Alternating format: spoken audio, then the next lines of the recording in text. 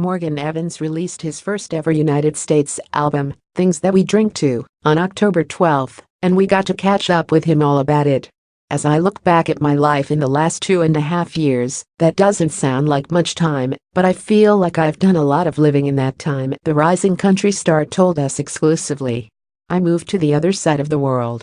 I met a girl, Kelsea Ballerini. I got married. I lost someone really close to me. There's just a lot of life to cover in there, and that's what those 11 songs on the album are.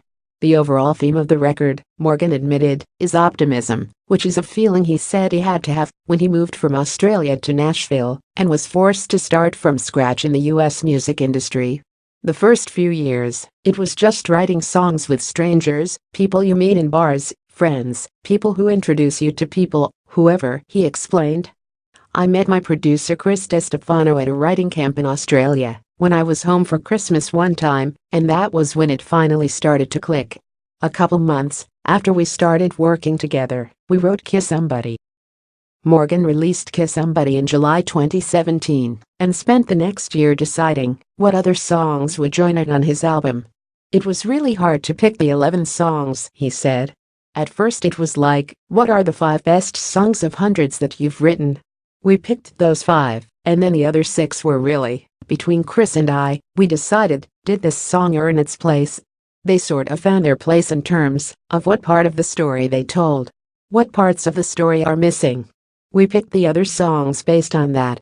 Meanwhile, now that Kiss Somebody has gone to #1 and the album is out, Morgan is focusing on his hot new single, Day Drunk, which he announced on September 24. Before the album came out, we put out one song at a time over the course of a year, Morgan explained. The order we put those songs out was the order of, what are people asking for? Because I had been playing them live. Day Drunk was the one that kept coming up. Once we had all 5 original songs out, we were looking at the sales, streams, comments, tweets and stuff like that, and they were all pointing to Day Drunk. I love that song as a songwriter because of the double meaning of it.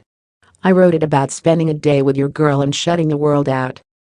Morgan will wrap up 2018 on Chris Young's Losing Sleep tour with Dan plus Shay, and less than a week after the release of Things That We Drink To, the creative juices for new songs are already flowing.